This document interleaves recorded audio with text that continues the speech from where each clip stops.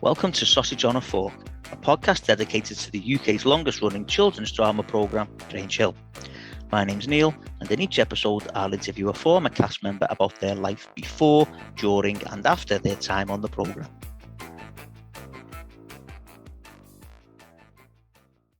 This episode of Sausage on a Fork is sponsored by Fireplace Factory, the UK's #1 electric fire supplier. You can find them on Instagram at Fireplace Factory and Twitter at FireplaceFact22. They have very kindly made a donation to the Good Grief Trust in order to sponsor this episode.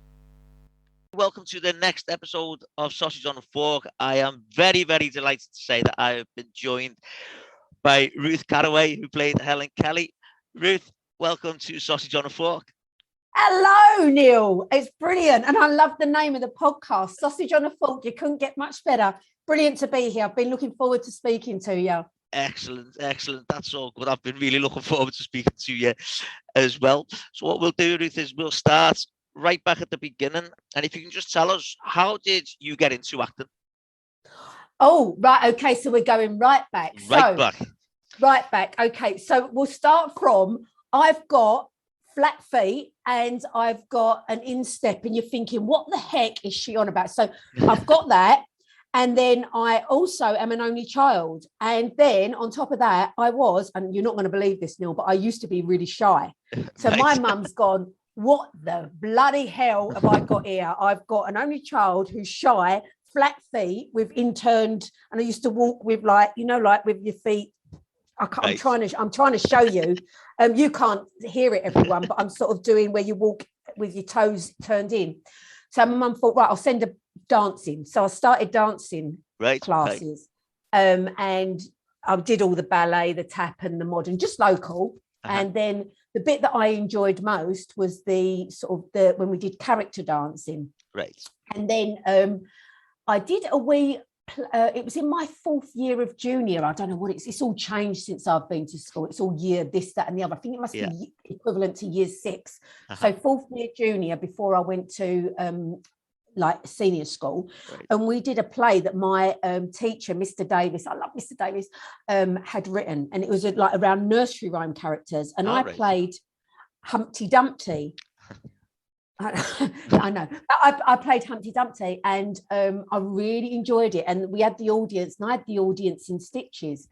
And my teacher, Mr. Davis, said, I think she should go drama classes. Said to my mum, I think she should go drama classes. Oh, and before that, when I used to do my dancing shows at the Thameside Theatre in Grays, there was one night, and I think I was only a dot then, and we had to, in our dance, we had to skip back, like skip backwards. And the first night, one of the girls in the line with us, because we had to skip back in one line and keep the line, she fell over the back light. Right. So she sort of went arse over tit over this light that was at the back, and the audience were roaring. So the next night I done it on purpose because I thought I loved the reaction. So anyway, so from Mr. Davis, I went to the local drama classes, which was Doreen Field drama classes. And I was loved it, really enjoyed it. And then I got at one stage, I'm never going to I wanted to be a professional actress. That's what I decided I wanted to be. Well, it's not actor now, isn't it? But I wanted to be a professional actor. I'm thinking, how am I going to do that in Grays, in Essex? No one's ever going to sort of discover me here. Well, I got really down. And so my mum had a chat with Doreen. Now, her daughter is Virginia Field. Ginny Field was later went into EastEnders, but before that was after I'd been in Grange Hill, but before that she was a jobbing actor. And Doreen said, well, look, I know Sylvie, how about you go up to meet Sylvia Young up in London. So I went up to this. Sylvie started in East London, but by this point she had the school was in Marylebone, Rossmore Road. So I went up there to meet Sylvie, and me and my mum, and I did a little audition for her, did a little piece. I practiced a speech and learnt my speech. And I joined Sylvie's, but I didn't go full time because with Sylvie's you had the option. There was a full-time drama school, but then there was also part-time. Well, I went to a normal comprehensive school. I was a one-parent family. we couldn't have afforded for me to go up there full time. So Yeah. I used to go to my normal, comprehensive school in the week. And then on the weekend, on the Saturday, I'd get on the X1 bus up at Black Shots in Grays, and I'd get on the bus to London. This X1 was the one that just took you, it didn't go all round the routes, it just took you the main route to London. I'd get off at the Embankment. Look at me, it's all coming back to me. So I'd get off at the Embankment on the bus, then I'd go to Embankment tube station, and then I think I'd go to go somewhere and then get the Bakerloo line up to Marylebone. So this was on a Saturday. I was about 13, 14 at this point, going up to Saturday classes. So yeah, that's how, and I just loved it. So at Sylvie's on a Saturday, I used to do drama for an hour and a half or an hour, singing and dancing. And they had the teachers there that used to teach at the full-time school who were just amazing, and I was still going to drama school at Doreen's as well, back in my hometown, in the week after school. So pretty busy life. And I think, I don't think that busyness for me, well, you'll find out what I do now. I don't think I've ever stopped being busy, having like numerous things on the go. And I think that's because you get into that habit. Now, whenever I get a steady time, I'm going, I get a little bit panicky. I should be doing more. Yeah. Anyway, that's quite a long way round. That's all right. Did you get much work before Grange Hill? Nothing. Right. Do you know what? I had one audition before Grange Hill, like professional audition. I'd had other little ones in, my local area for local things that I got for various parts. But the first professional audition I had was for a radio play, and it was up at Sylvie's, up at the school. So I went up there. There was a couple of other people that went to full-time drama school. Anyway, I thought I did okay in my audition. I can't even remember it now, Neil, what happened, but I didn't get it, and I thought, Jesus bloody H. I've got the best face for radio, and if I can't even get radio, I'm not going to get anything. So I got a bit downhearted, going, oh my God, I'm going to be. Anyway, then not long after that, the auditions for Grange Hill came up, and it was they were doing. It was about 7 characters. It was that year where there was Ricky joined, so that was Aunt Jones, Danny Kendall, Julia and Laura. Fleur, so Imelda, Sam's character, Georgina, and Helen's. Oh, and Ziggy. And Ziggy was there, 8 characters were joining this the series. So they was auditioning for them, and it was like the world and his wife went for these auditions. Right. So everyone sort of went, and for all the different drama schools, whether you was part-time, full-time, everyone went for these auditions. And I originally was going for the part of Julia. Right. They put me for the part of Julia, and that's Zara McGlasson. Well, I mean, Zara McGlasson, she is stunning, beautiful, naturally, and there was no way I was going. But anyway, they swapped me halfway through to go for the little grunter like Helen. But yeah, it was it was like the world and his wife went for these auditions to begin with, and then they got whittled down, and you got through to the next stage and the next stage, and the more you got through to these next stages, the more you sort of went, oh, this is, whereas before you sort of didn't think, I'm going to go for this audition, no matter if I don't get it. Next one, it doesn't matter. And then as you get close, you're going, I really want this. I'd really like this, and it's getting closer and more. So I think there was about 7 auditions, Neil, like, as it got whittled down. Like callbacks and stuff, 7 callbacks. The last one was at the BBC Centre, White City. Right. And there was me, Sam. This is the first time I'd ever met these guys then. Right. So there's me, Sam, who played Georgina, Fleur, and then I think Suzanne, who was from Italia Conti as well. So Fleur and Sam were from Italia Conti, and there was a few that were there. And Ed Pugh, we met sort of Ron Smedley, who was the producer. I love Ron Smedley, and Ed Pugh, the director, and we did the audition at White City. And then I think I can remember just after I'd finished the audition and we were sort of ready to go home, I don't know if it was Ed Pure, someone said to me, Ruth, you go to a normal comprehensive school, don't you? I said, yeah. And they said, how do you think your school would feel about you taking time off for this? Right. I said, like, and my school was amazing, you know, like my normal comprehensive school, Gray's Comprehensive. Yeah. Just putting it out there. Not only Russell Brand used to go to Gray's Comprehensive, mate, so it's a pretty decent school, but it was a normal comprehensive. So I said, look, they'd be more than happy. I'm sure they'd more than happily accommodate it. I didn't say it like that when I was 14. I said it in my 14-year-old in articulate way. So they said, oh, okay. So anyway, I told my mum, and my mum was like, oh, because this was on a Friday. It was a Friday afternoon. Right. And so by the time we got home, you know, back down to Grays in Essex, I told my mum. She's like, oh, well. So anyway, on Monday morning, she phoned my, unbeknown to me, she was at work. So I went to school on Monday, and my mum was in Basildon. My mum worked in Basildon at probation, and she was about 20-minute drive from Grays.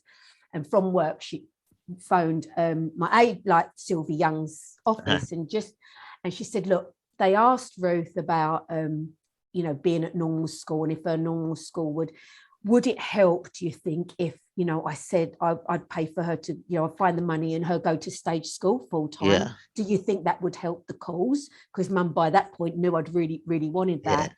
Yeah. And Sylvia Young's office, the girls at Sylvia Young said, you don't need to worry, Myra, she's already got the part. So wow. I know, look, I'm tearing up, so I'm remembering this, but my mum drove from the probation office, from her work. She wasn't on probation. She just worked at the probation office. She drove from there 20 minutes down the road, and by the time she got there, it was sort of lunchtime, and she saw my best friend Heidi, who's still my best friend to this day. We've been friends since I was 4 and she was 5. So that's 45 years now. How amazing that. So she saw Heidi on the way, and she pulled over. Heidi, get in. So Heidi got in the car to tell me in my lunch hour. And it was just, oh my God, Neil, it's just amazing. What a beautiful memory. My mum's no longer with us. My mum died at 18, which I'll tell, that's just another story as we go on. And sorry, you're saying, no one, bloody hell, another story. Jeez, Ruth, you're not even finished this one yet. No, anyway, you're all right. So we went to, my mum told me at school, and then told, like, obviously went and spoke to the teachers, like the headmaster and my drama teacher, Mr. Hill, who used to be Russell Brand's drama teacher as well at school. Just saying, just putting it out there. And they were just really supportive. My school was amazing, like so supportive throughout. And then I was just sort of kept it quiet, because I didn't want, my mum said, look, but don't you want you to become a show off, you know, like this, look at me. I don't want, she said, really don't want you to become that. I think I did become it later on, but at the time, don't want you to become like that. So I sort of kept it quiet.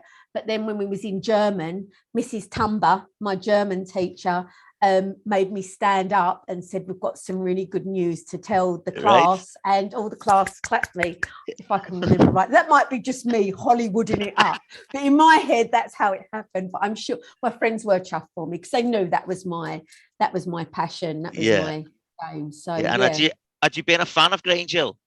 Yes. So I watched it because my mum was at work and I was at home in the school holidays. I think when Grange Hill first came on the screens, or we was hearing about Grange Hill, and my mum phoned me from work, went, there's this new program starting on telly, you need to watch it. And that was the first, the first opening scenes with Terry Supat, Benny Green. And I loved Grange Hill. Brilliant. So what was it like then joining? Because obviously you joined you were sort of sandwiched in, the year group that Helen was in was already established. So what was it like joining and like that? But what was it also like joining the rest of the cast as well that you'd been watching on telly? It was really nerve-wracking. Right. It was really nerve-wracking because I was a bit of a naive, stupid. I wasn't very mature. Right. I was a bit of a twat, really. Right, Neil. I was a bit of a donk and an idiot, and was rocking this. Do you remember my perm? Yeah. My bloody 70s perm or 80s perm, even though, right out of date. So yeah, I was really nervous. Got picked up by because the first day was a rehearsal, so we used to run in blocks of four episodes at a time, and it would be over 6 weeks. So the first 2 weeks was rehearsals. Right. You'd rehearse 4 episodes over 2 weeks, but just in the afternoon. So you go to, the idea was you'd go to school in the morning, and then you'd come and do the rehearsals in the afternoon out at Elstree. We got picked up at Mile End. I didn't have time to go to school in the morning because I had to get from Grays in Essex to Mile End, and then we'd get picked up on the bus to So there was a few of us got picked up at Mile End. So that was the first time I met our chaperone was meeting us there. So our chaperone was June Bells, Alison's mum. So it was the first time I saw Alison. Right. And Alison, you'd seen this go on the screen, and then when I met her in real life, my God, she was stunning. She was a real sort of superstar, and just really, it was so weird. It was so weird seeing this character. But I'd also seen Simone Himes at she played Callie. Yeah. I'd also seen her at Sylvie Young's a couple of times. It's just really weird seeing these people in the flesh. Yeah. It's just so strange. And going, oh, they're just normal size. Yeah. You think that they're like really going to be, I don't know why you think you're going to be really tall and big, and then you go, oh, they're only little, and you're just like, hey, they're just little people. Because you just said there about, you auditioned and there was about 7 or 8, you were taking 7 or 8 on new members, but you and Flair were in an episode before the rest, weren't you? Because they did the Christmas special. The Christmas special, yeah.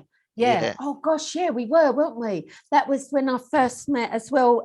Mark, who played Gripper. Oh, Mark Savage. Yeah. Yeah. Oh, he's a nice boy, isn't he? He's a man. Yes, we had. But I think it was all. I think we rehearsed it. It was all done at the same time as the. Yeah. I'm sure.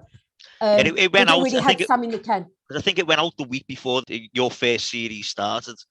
So I imagine it would have been filmed around about the same time. Yeah, it would have been. But that was, I can remember the first time at Mile End and getting on the coach, and I was just green. I was just really quiet. I'm sure they're like, oh my God, what have we, we've created a monster. But I am normally, because I'm naturally, and people still go, no, naturally, Neil, I'm a shy person. That's my natural default. And even I know you go, oh, really? But even now, sometimes I can sort of walk into a room and go, oh, and get a bit nervous and then go, put your girl pants on, and then go, But my natural default is shyness. And I think I've overcome that by being really loud and obnoxious and well, you said it, not me. Yeah, I know.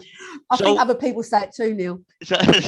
So then, in the first series you were in, I think it's fair to say Helen wasn't very nice, was she? She was a bitch. She was a two-faced bitch. But how amazing, because that's what a lot of, that age group are like. People, you're trying to find you're trying to find your independence as a young person. You're trying to find your own autonomy, but you want to fit in as well. And she did. I think she was trying to be, part of the gang with Imelda. Yeah. But I think deep down we know deep down she was a pretty decent chick. Yeah. She, because of what happened later on. Yeah. But at the time she wanted to be with Imelda, and she loved Georgina, but she didn't want to be the one that Imelda picked on. So she would just keep dropping Georgina in the shit. Yeah. And Georgina. She was a bitch. Yeah, I loved her. I loved her. I've been watched the couple lately, and obviously she was sort of Imelda's number 2, wasn't she? She was the sidekick, but it became apparent as it went on that she was terrified of Imelda. And I think the character, when I say she wasn't very nice, she was that horrible kid at school, like you've just said there. She'd be really nice to Georgina, but as soon as Imelda turned up, She was horrible to Georgina, wasn't she? Yeah. Like, and just that character exists in every school, doesn't it? It exists in every workplace, Neil. It exists everywhere we go, that sort of character, isn't it? That two-faced. Yeah. It's sort of that acquiescing, isn't it? It's like you're not necessarily the bully, but you don't support the person that's being bullied because you don't want to be the one it being turned on next time. So you sort of acquiesce and go along with it, and which is, it's awful, and it's still, obviously it still happens today. So I thought that was such a good character, because I think people could, identify, and it's good that she did turn it around. She shows that she did have a good soul deep down, because she turned out pretty all right, didn't she? She was there with the Terrorhawks, because there was also Sharon as well, wasn't it? Sharon wasn't there much. No, it was really weird, because we had this gang that was the Terrorhawks, that was Fleur, Imelda, Georgina, Helen, and Sharon. That was her character name, wasn't it? But this is the thing, she wasn't in it that much. No. And it was really weird, because we'd never got to form a real good friendship with the young lady that played Sharon, because she was only sort of dropping in now and again. But she's still in cast photos as well, wasn't she? She was still on like photo shoots and stuff. Yeah, and we've got her, and there is a photo of the Terrorhawks with all four of us, but we never really had much to do with. She just used to come in for bits and pieces, so we never really got to form a real gang with her.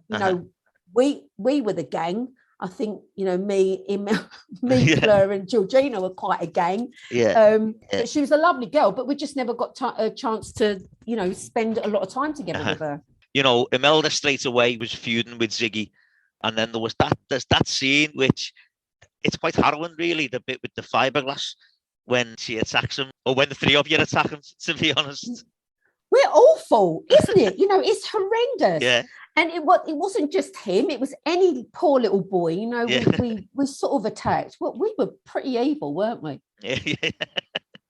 Yeah. So when you obviously working with the girls closely, were they sort of like your best friends on set? Was that who you were sort of closest to, or was there anyone else? Oh, it was. So it took a little while. I mean, it didn't take long, because you're thrown together. But I think me, Fleur, and Sam, Tina. So I think all of that sort of year group, we were pretty close, right? Because we used to spend a lot of time with scenes together, or in the green room together, waiting for our scenes. And then the Sarah and Fiona and that lot, they were close. I mean, we all got on well. Yeah. We all got on together, and we all played, because we had we used to play pool in the green room and table tennis and do other stuff. And then some of us would have education together. We all got on, but obviously you'd have your because you were spending more time with that group. But it was it's an amazing time. I would never have met these people had I not done Grange Hill, and I'm still friends with these people today, and I would never have met them. Like, I'm getting teary up now. and so was there anyone there that you really enjoyed working with? Like, if you had like you knew you had scenes coming up with them or anything like that? I think I enjoyed our Terrorhawk stuff. I mean, that was super fun. So I always used to enjoy that. I used to, when in that second year, when the donkey, and I loved working with the donkey. It was so cool. I got to work. That's when I got to work with George, as in Ziggy George, and Mr. Griffiths. So the other George Cooper. Yeah, I got to work with him a lot, and that was just. It was just beautiful, because you sort of formed different relationships, and you grew more as a person, working with these rather than sticking with your own. It's one of those things, isn't it, when you've got to step out of your comfort zone to grow. And that's what I was doing when I was working with actors. And George is like Ziggy, the one, Georgie Wilson. He's such an organic actor. He's so in the moment, and he nightmares sometimes when you've got to wait for a cue. But I wished I could have been more like that. I was quite static, quite wooden as an actor, waiting for my cue to say my line.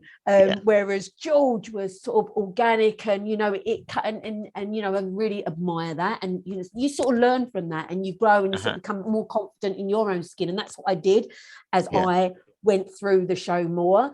I became a little bit more like finding my own feet, and putting my own little slant on a line, so and Mrs. McCluskey, I loved working with her. She was she's just beautiful. Gwyneth, I love Gwyneth.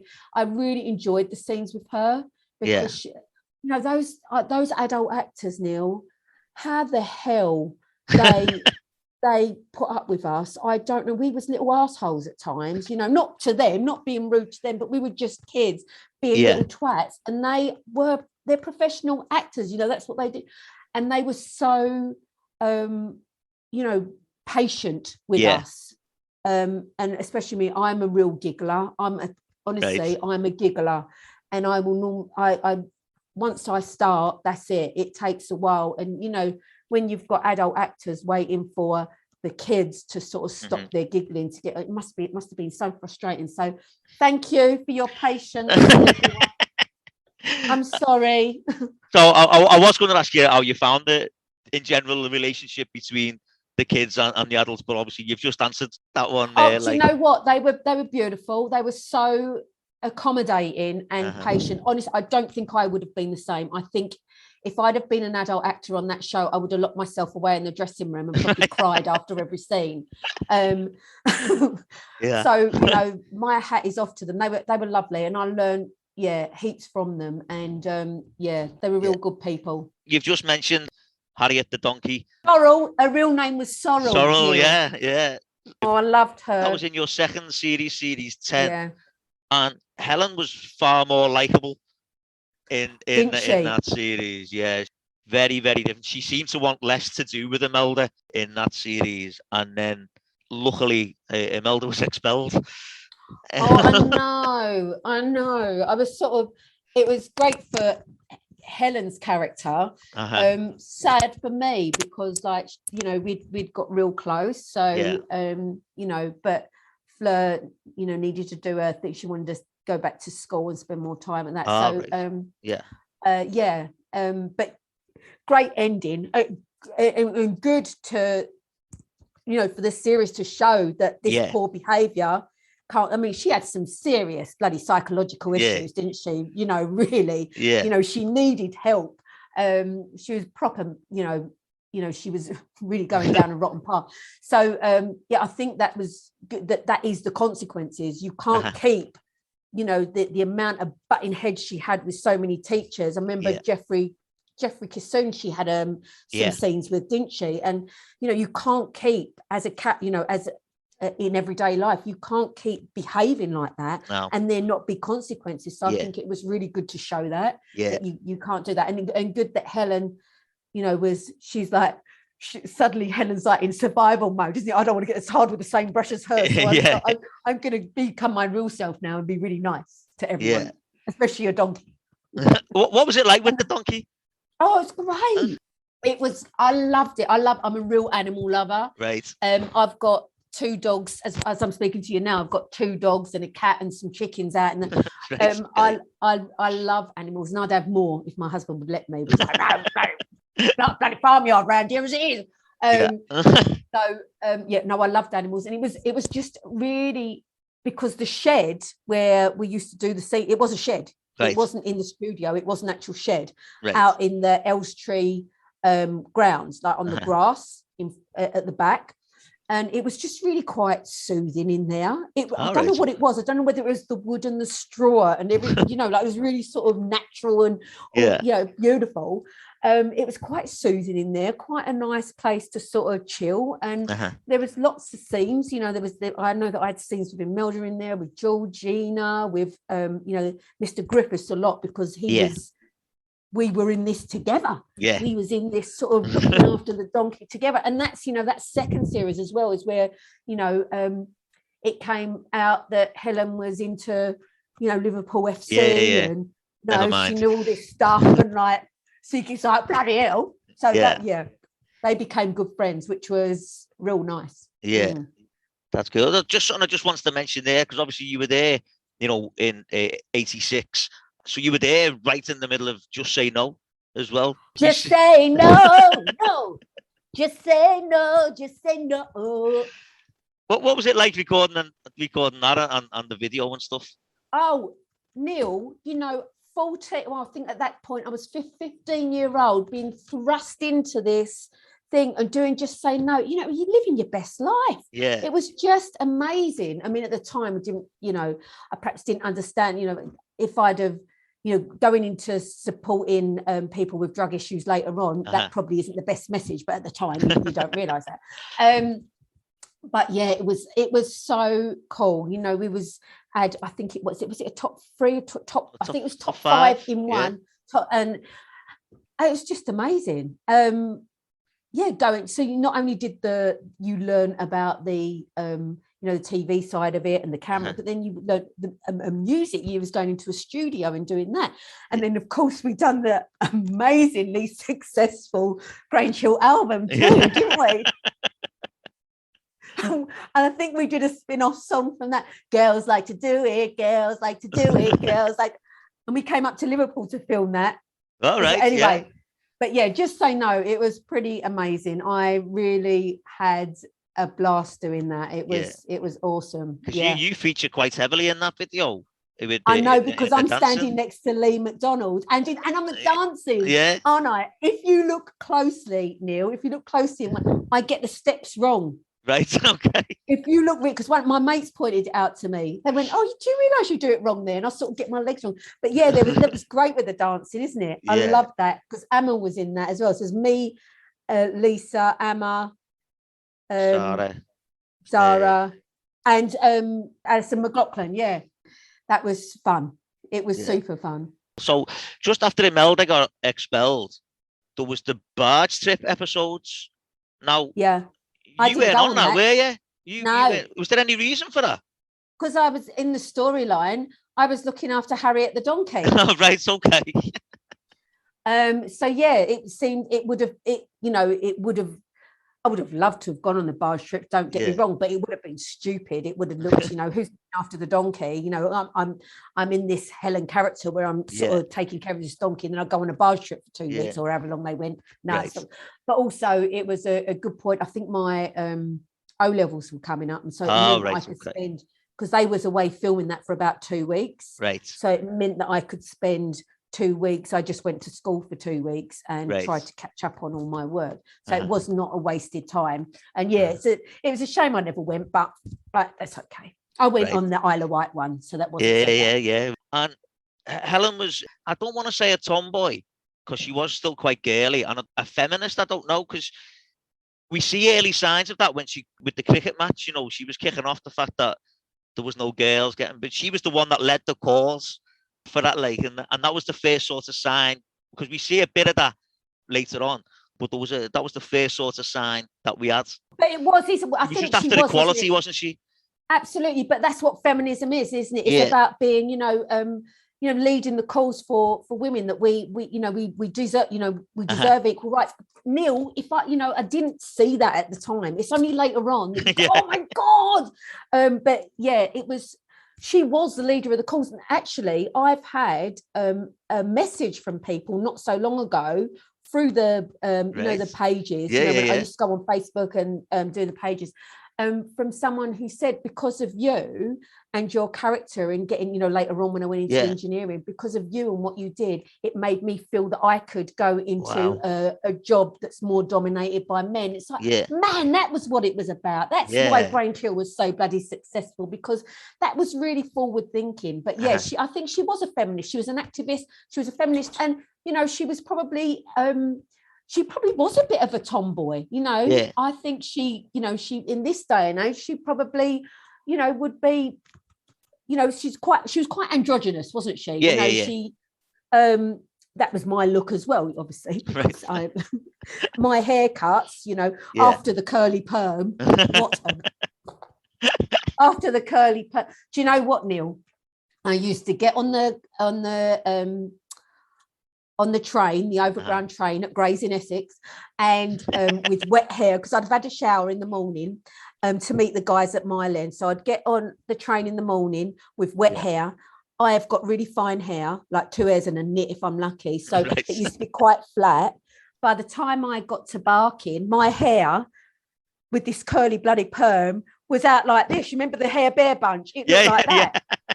And I used to think people were looking at me because they thought I was really sexy and beautiful. And actually, they was probably looking at me going, what the heck's going on with her hair? Anyway, so obviously my hairstyles, they sort of, as Lee Sparks says, bloody hell, I've had about 21 hairstyles during the whole of Grange Hill.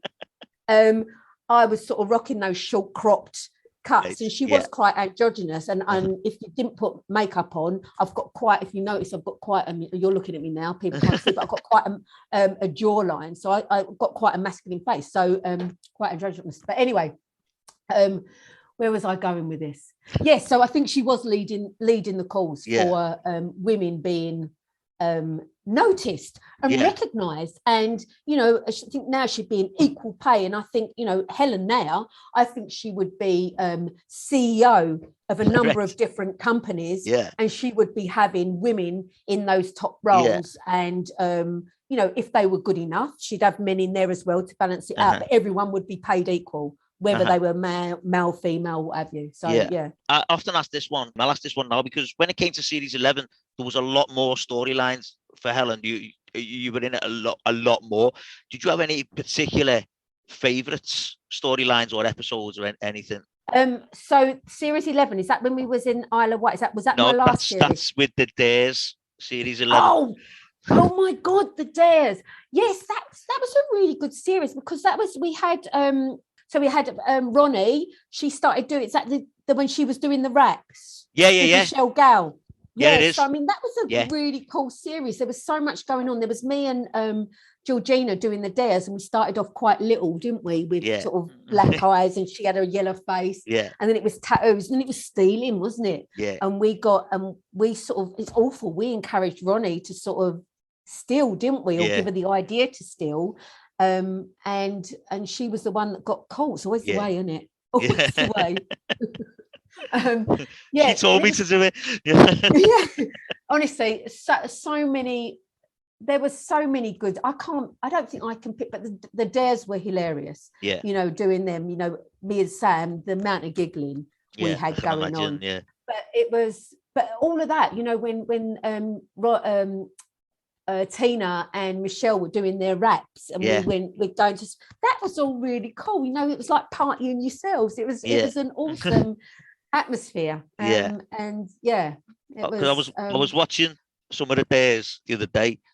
My favourite one is when you tell Mr. Bronson that you hadn't done your own work. Because I was watching Clint Eastwood. Right, he is amazing in that scene, and I know he's amazing anyway. But what was it like working with him? What was it like working with Michael Sheard? Oh, brilliant! A brilliant actor, and again, so patient with us. So patient. I think he would let you know if you were over, which was great. That's what we needed. Sometimes he'd let you know if he thought you was really overstepping the mark. He'd have a level. But that scene, he was just so good. That would normally, I'd probably giggle. That would be a thing where I giggle. But because he was so, it made me go. I was genuinely scared. Because he was so angry. About how dare I say that I was watching Clint Eastwood? Did you have many scenes with him? No, I didn't. I only had a couple. Because I just think he, like I've said there, I just think he's brilliant in that scene, because he's trying to be really sarcastic, but no one dares laugh at anything he says, obviously, because it's Mr. Bronson. You know what I mean? And I just think he's brilliant in that scene. And then there was a couple more I wanted to talk to you about, because there was the food colouring one where you yourself and Helen and Georgina put it on their faces, but we still saw traces of that for a few episodes. What was it like having to get that done every time? Oh, that was well, yeah, because Sam You, had to get lighter and lighter yeah, and yeah, yeah. lighter, and I had these that started out really black, didn't I? And then The they big got panda eyes, yeah. lighter and lighter and lighter. Those makeup girls, this is what it. People forget that just because we're the actors out the front doing it, you Yeah, forget there's a whole raft, a whole team of yeah, people behind making sure that when this goes out, it's got the continuity yeah, that you can see that so yeah, we might be filming a scene where I'm like that 1 minute, really black eyes, yeah. and it's really light the next time, or Uh-huh. those it's you got to get it right, because Yeah, people will pick up on that stuff, yeah. especially in Grange. Oh well, that was Yeah. And then there was the main one of the days then became the tattoo. yeah, And there was quite a big focus on that because obviously, Helen had lied about her age, first of all, and then she massively regretted it. And then it yeah. was, Trying to get it off with a Brillo pad, wasn't yeah, she, in the toilet? Ajax, yeah. Yeah, But obviously, one of the big things that came out of that, I think at the time, late 80s, was AIDS, because that was sort of mentioned as well. And obviously, nowadays, that wouldn't even be considered. If someone gets a tattoo, yeah, it wouldn't even be considered. But I just thought at the time that, everyone talks about Grange and how groundbreaking, how real it was. That was a genuine concern for people, wasn't it? When, getting absolutely. tattoos done and stuff. Yeah, bloodborne viruses. Yeah. Even if it wasn't AIDS, it could have been like HIV. It could have been Hep C. If you Uh-huh. haven't gone to a reputable.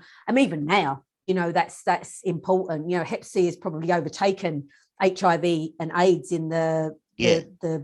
how prevalent it is, Right. because Yeah. but yeah, again, so groundbreaking. They're really. It's like they've got a crystal ball, Yeah. isn't it? Yeah. The script devisers Uh-huh. of where the trends are going to go. Yeah. It's like they've got a crystal ball, and this is going to be big, Yeah. later, and they get these groundbreaking stories. It was amazing, and Yeah. just I to this day, and I still get emotional. I'm just so proud to have been part of it. It's just been, Uh-huh. Oh, it's just been such a big part of my life, obviously. that's sound. And then as we move on to series 12, that's when we really got, Helen becoming interested in engineering and having to basically, fight sexism at work. Because obviously that, at the time, there wouldn't have been many girls interested in that, or certainly not, maybe not interested in that career, but wouldn't have had the balls to go into that career.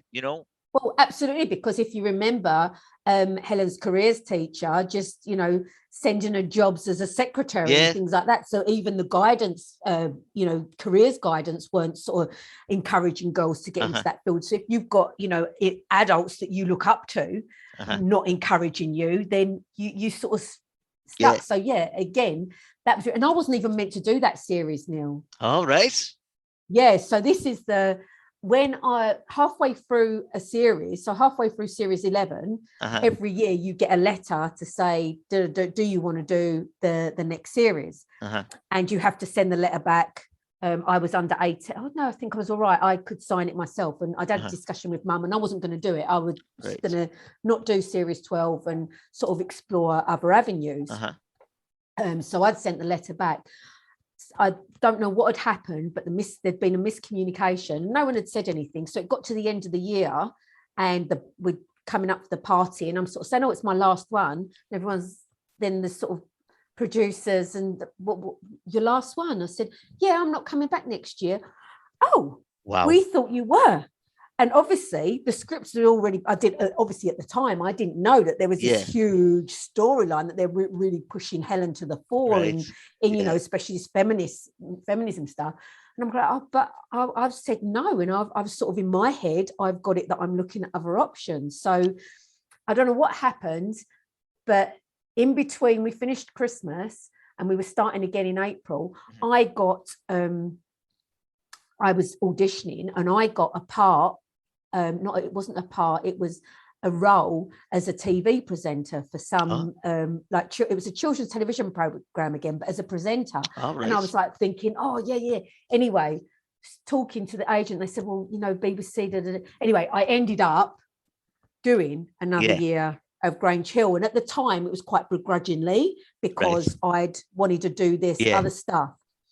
However, what I was going to, my mum passed away during that second series. So she got cancer. She'd had cancer when I was about 9 months old, and it had come back, and she got really sick from it this time, and she passed away. And I'm so glad, you know, that I was there in a place that I'd spent my last 3 or 4 formative years around these people that knew me, that loved me, that cared for me. The BBC was amazing. My friends in that series were amazing, supporting me through it. And I'm thinking, you know, thank goodness that I didn't get that, didn't go, no, I'm not doing that, and go off in that direction, because I would have been really isolated and lonely and not being around the people. So, you know, what I'm saying this, Neil, is like, you know, sometimes bad shit happens in your life, and you go, or things that you don't want to happen, you go, I just think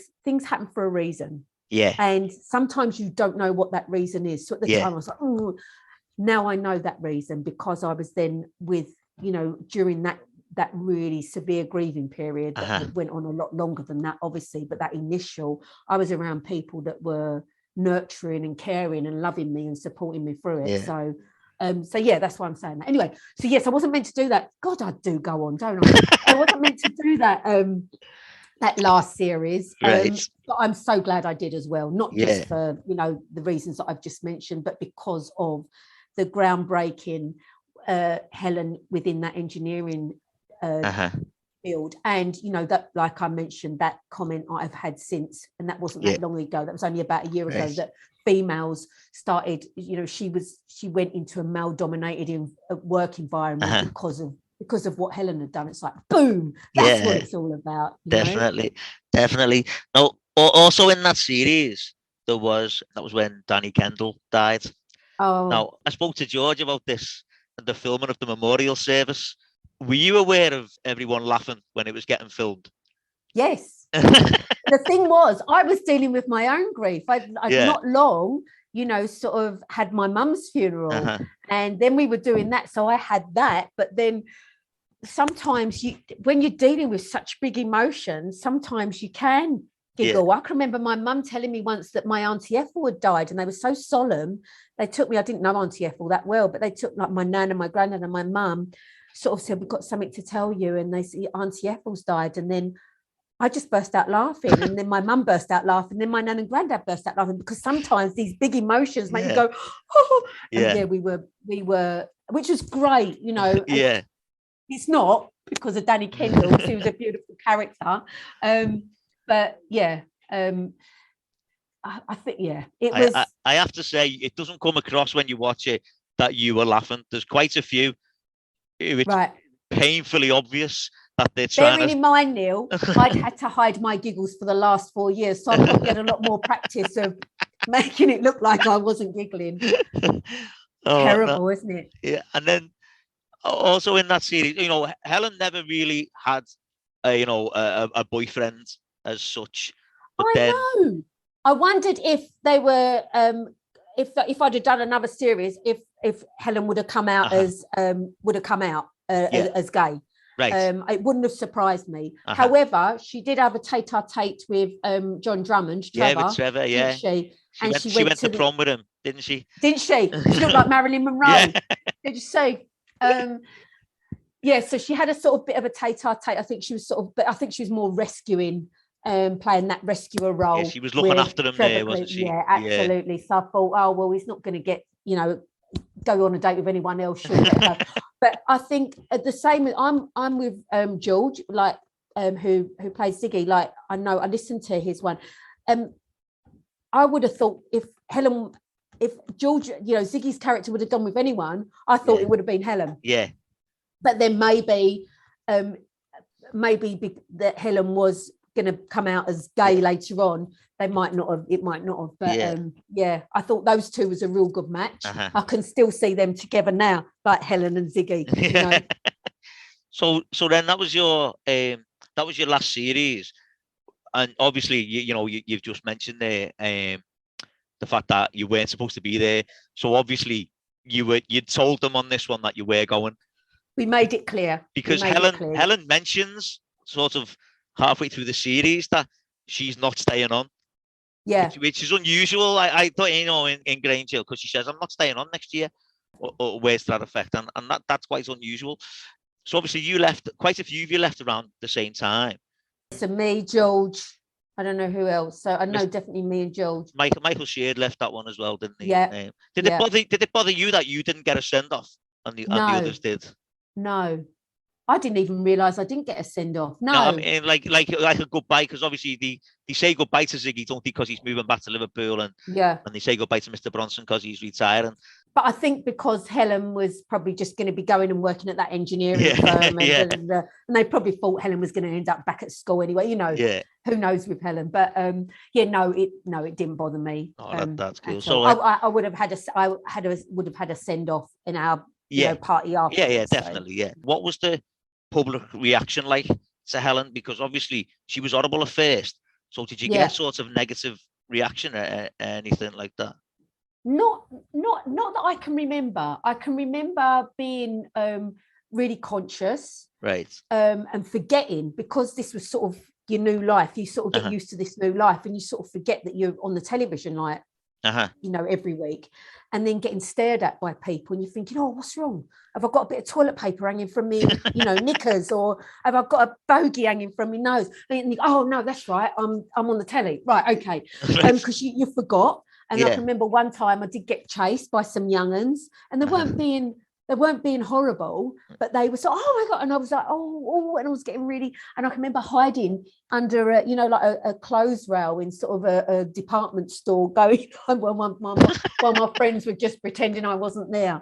But nothing. I mean, I think the girls have it a lot easier with regards to the fan stuff compared to what John Alford and George Wilson and Ricky and all of them guys would have experienced, because girls are always a little bit more yeah. So yeah. Oh, that's cool. So then 69 episodes later, Helen leaves Grange Hill, and you went on to do a few things there. So I was looking, because you were in an episode of that Streetwise with yes, and Andy Serkis was in that. Andy Serkis and Sarah Sugarman were in that. And yes, I did. I forgot about that. Yeah, I honestly, Neil, I did. My life, after losing my mum, I pushed the self-destruct button for a number of years, and I sort of was in this sort of weird world. I was still sort of functioning, but there was a lot of it that sort of it wasn't really things. I know that I did a lot of bit parts, but nothing major, but then I wasn't putting the effort in for anything major, Neil, to be fair. I wasn't honing my craft as an actor. I was just in this I was grieving basically for sort of a number of years, and I just didn't know how to cope with these big emotions, and I probably didn't cope with it in a healthy way, put it that way. So you've mentioned that you had some bit parts and stuff. The one I always remember is the McDonald's advert. Oh yeah. Well, again, didn't even know if I was going to do that. What had happened was the director for that had this advert, and it sent it up to because for a commercial it has to be passed by a board before it can go out, and apparently it had gone up to the board and they'd gone no, so he had to literally have the world and his wife go in and just doing bits in front in an old studio in Soho, just doing bits in front of the camera to piece together. So I went there, and basically you had to take sort of some different clothes with you, some different outfits. And I can remember there was a whole queue, up the stairs going to the studio, but people were going in, and within 2 seconds they was coming back out again. I thought, brilliant. So my call was something like 8:45 in the morning. I thought, oh, that's it. I'll be back in Grays in Essex for some breakfast. But anyway, I got in there and he kept me back. And then there was about 3 of us that he kept back, that he kept all day, and was doing silly voice. I was doing just doing all real stupid stuff, and some, and he was really great, the director. He was an amazing fella. Nick Gay, but just amazing. So we did this, but I still didn't know if I was going to be in it. Right. And then it came out, and my agent phoned me and went, "Oh, you're actually in it." And then the checks start coming in. You get paid really, really well for commercials just for saying Chicken McNuggets. You got paid that's pretty it. damn well. That is the line. Chicken McNuggets. That's the bit I always remember. McNuggets. Yeah, with me cropped white hair. Yeah, you had a different hairstyle then. Well, no, see, what you've got to I had in that last series 12. Oh, what colour did I have in series 12? So was it dark? Yeah, no, was it black? Yeah, I think it was, yeah. There was 1 year where I had sort of a brownie colour hair. That might have been series 11. I had a brownie colour hair, but my hair was blonde, like a real white blonde. Right, yeah. But they thought I looked too old. So they used to. So you talk about the makeup girls. I used to drive them mad. I had to go in half hour earlier, makeup call, to have my hair sprayed brown. Wow. So that wasn't natural, that brown in series, whatever it was, when it was that shitty brown colour. That was spray. That was colour spray. Yeah. Okay. So you were also on that Bring Back Grange Hill with Justin Lee Collins. Oh, shit, yeah. As well. Oh, my God. Neil, I've got to tell you, that was super fun, super scary. We did the Bring Back, and we all got together, and we all had, I won't say for everyone else, I'll say for me, I had a lot of drinks at the time. And it all got filmed, okay? I'm a nightmare at the best of times. When I've got a few drinks inside me, I am even worse. So it got filmed, had a horrendous hangover the next day. I can say this now because I don't drink now. I'm in that high and mighty role now. I don't drink. So I can say it now. I gave up alcohol a couple of years ago, which, 2 years. So I was absolutely hammered and performing and being a proper dick. But it was filmed, everything. And you sign a disclaimer to say that they can show whatever they want to show. So I think we filmed it in January. Right. And I don't think it got shown until the April. Between January and April, I don't think I slept one wink of sleep, Neil, because I was so worried about what they were going to show. At the time, I was working with young people around sexual health and alcohol and drugs. And I'm thinking, oh, my God, I was performing. It was, honestly, I didn't sleep. And I thought, and I got a really tiny glimpse. I thought, imagine, we're just 2-bit, child actors doing this. How the hell do these Hollywood stars deal with this pressure of anything they do is scrutinized? And I just got a tiny wee peek and thought, I'm so glad, because it was horrendous. Just even us as like child actors doing that it was an awful thing. I didn't sleep, literally. I didn't sleep for from January until April till it came. And then when it came out, me and Lisa York was on the phone together going, it's not too bad. It's not too, and we talked ourselves through the whole, I think it was on for an hour. I lost that. Because we were so worried about what was coming, because I think Lisa York got as hammered as me. Right. And we were so worried about what was going to come out that we were talking ourselves through it and being and breathing through it as it was on the telly. That was when I still lived in the UK, obviously. Right. The bit I remember most was when you walked in and you looked at everyone and go, "You don't know who I am, do you?" And of course they did, because I've got a gob and a half. As soon as I open this, they go, "Yeah, we know who you are, mate." Oh, brilliant. So did you make a conscious decision to move away from acting? Is that what it was? It was really weird. I was doing these bit parts, and I'd wanted to be an actor, as I said to you, all my life. I started off, I wanted to be this famous, not so much famous, but I wanted to be a jobbing actor. That's what I wanted to do. And then I was doing these bit parts. As I said, I was grieving and not going through. I was pushing the self-destruct button and not doing it very healthily. And then I was getting these bit parts, but wasn't enough to earn a living from. So I was doing other jobs to, working in bars and, restaurants, just to keep it going until my big break, And then I sat down one day and I went, "Hey, you might have had your big break. That might have been your big break. Right, I get and you might not ever get another one. What are you going to do? You're just going to bum around waiting for this big break?" And I sort of, it was like, I went, do I want to do this anymore? Do I want to, you spend your time going up to London doing those auditions. No, next. Right. You know, do I want this? Do I still want to flog this dead horse, basically? And I sort of went, actually, no, I don't. And it was like, as soon as I did that, Neil, it's like a weight lifted off my shoulders. It's like, I don't have to do it, even though it's been a dream from the day dot to do this. It's okay for my dream to change.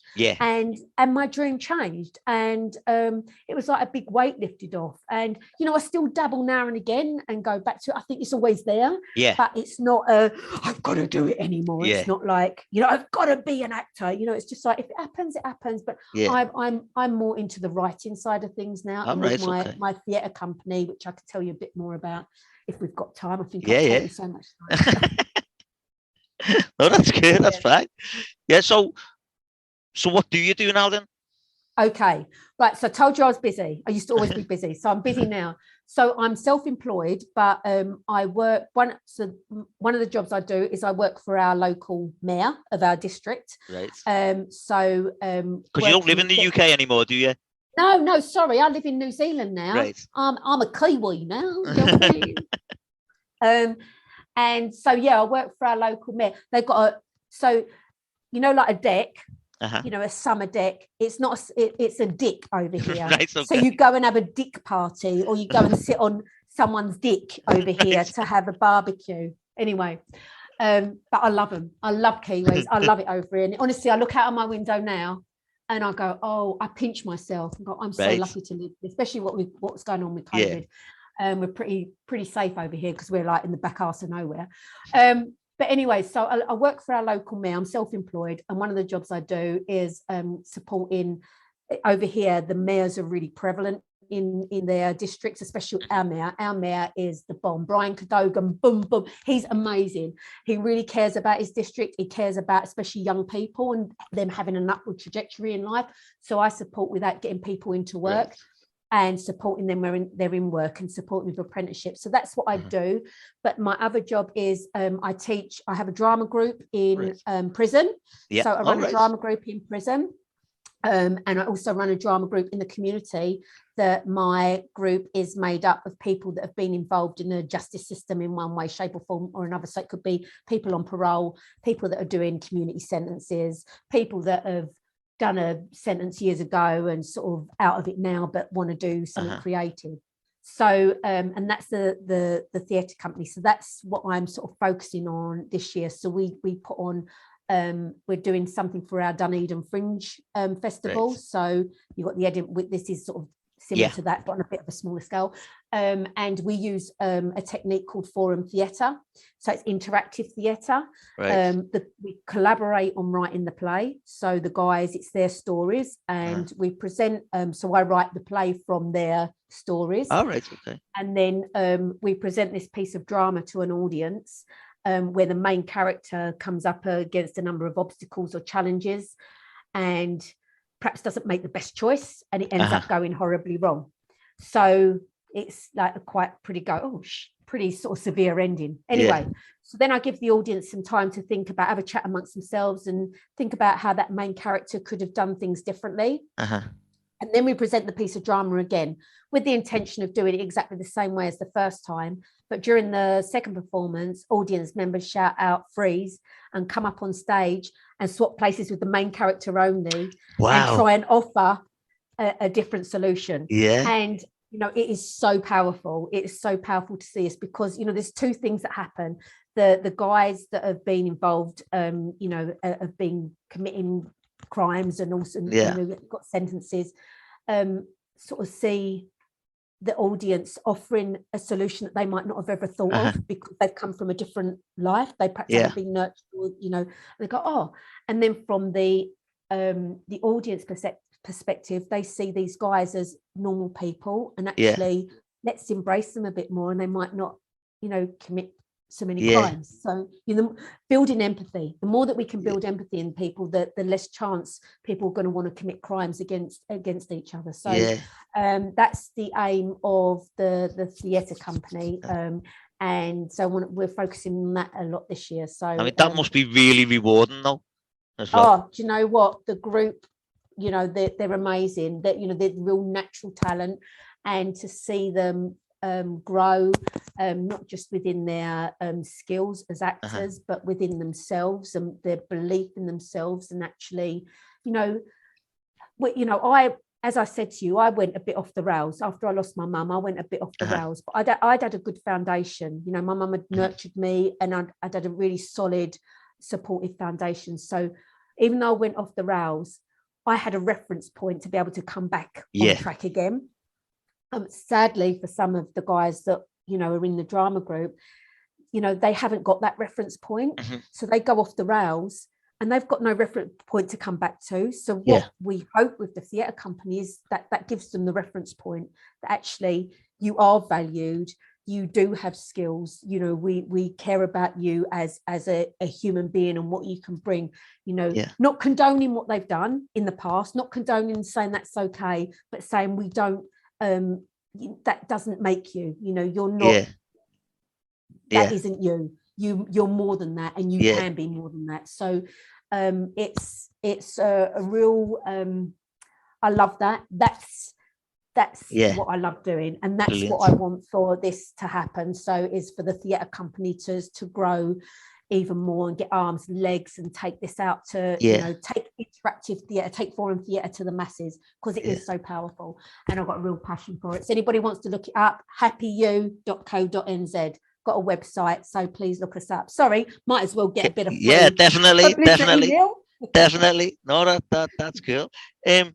So do you still keep in touch with anyone from the cast? Obviously, you mentioned them being on the phone to Lisa York.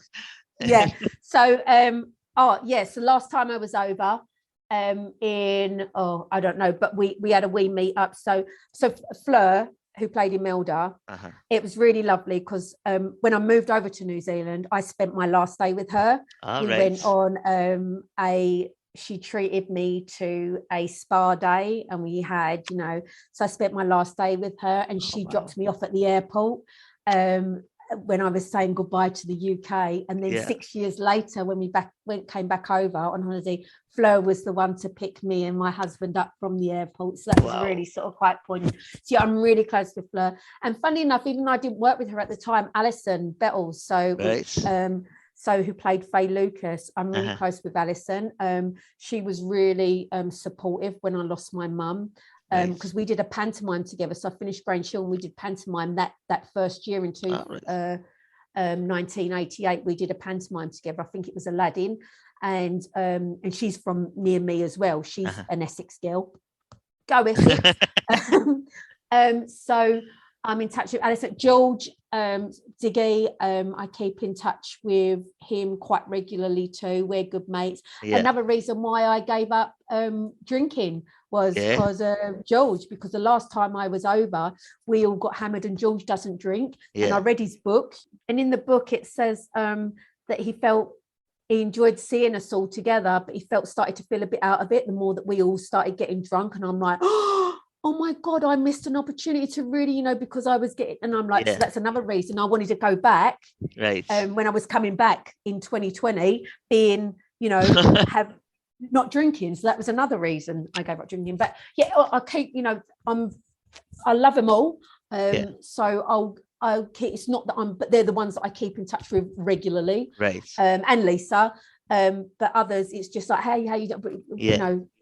It's still keep, and John Drummond, John Holmes, but still really good friends with everyone. I love that. It was just a huge part of our lives. That was our formative years. We grew up in that environment, and it was what an amazing opportunity for kids of 14 to be involved in this ground, this show that was like an institution, isn't it? It's just amazing. So I feel very proud. Cool. Right, I've got a few more questions before we finish. So other than Helen Kelly, who was your favorite character on the show? Oh, there's so many, but I think because it was it was Trisha Yates, because that was the first sort of girl on TV that you thought was like you. That you identified with, because that was, watch Grange Hill and this girl came out and she was quite sort of bolshy, and I think Trisha Yates, if I couldn't have played it as well as her, but that would be a character that that I identified with, because that was when Grange Hill first came out. I don't think Trisha Yates would have suited the perm, to be honest. No, she couldn't have. I don't think Helen Kelly rocked the perm either. I don't think anyone could have rocked that bloody perm. It was a shit perm. So would you have liked to have played Trisha, or was there anyone else that you would have, any other character you would have liked to have played in Grange Hill? Do you know what? I mean, I'd have played Trisha. That would be the only one. I think. Right. I loved Helen. Yeah. I loved Helen. She was just an amazing. I wish I could play her now, knowing what I know about life, Right. But yes, she was a cracking character. Yeah. She really was. Yeah. I loved her. Cool. Yeah. So then, my last question then: why do you think there's still disaffection for Grange Hill? Because it was a program for us. Yeah. It was a program that we could all identify. There'd been nothing like that before. It was groundbreaking. It's an institution. It was the first thing that we had that was completely for us, that perhaps our parents wouldn't understand. Only we would understand, because we're there living that life. And I think we could just all identify with it. There was always someone that knew, oh, he's like that. Oh, he's he's a bit of a gripper. Yeah. He's a tucker. There was always something you could identify. There was always someone in your school that you could say, oh, he's a bit like that. She's a bit like. It was just for us. It was a program for kids, although adults still liked it, but you felt it was a program that was made just for us. And that's really special as you're growing up, you've got something that is yours, and I think it stands the test of the time because of its groundbreaking stuff, and because of the memories that people have about it, and the fondness for the different characters, and how and it's a respected show, isn't it? It's respected because of what it did and what it wanted to do, and it was about sort of seeing kids, but it was about being genuine about what's going on in life, what's going on currently. It was current. I think that's the word I'm looking for. Current. Might as well just shut up and just say current. Brilliant. Oh no, that's great. Listen, Ruth, I haven't stopped smiling the whole time this interview's been going on. Thank you so much. Oh, Neil, it's an absolute pleasure. I'm smiling as well, and I've got tears in my eyes. I'm a bit of a wreck at the moment, aren't I? I get really emotional. I really.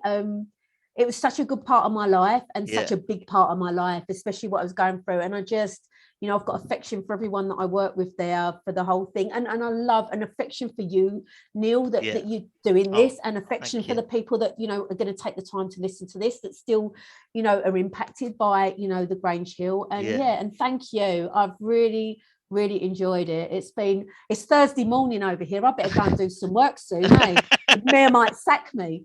But it's been absolutely brilliant. Thank you. Oh, well, thank you once again so much for coming on and sharing your stories with us. It's been fantastic. And for those of you that are listening, I'll speak to you next time. Cheers. Thank you. Bye.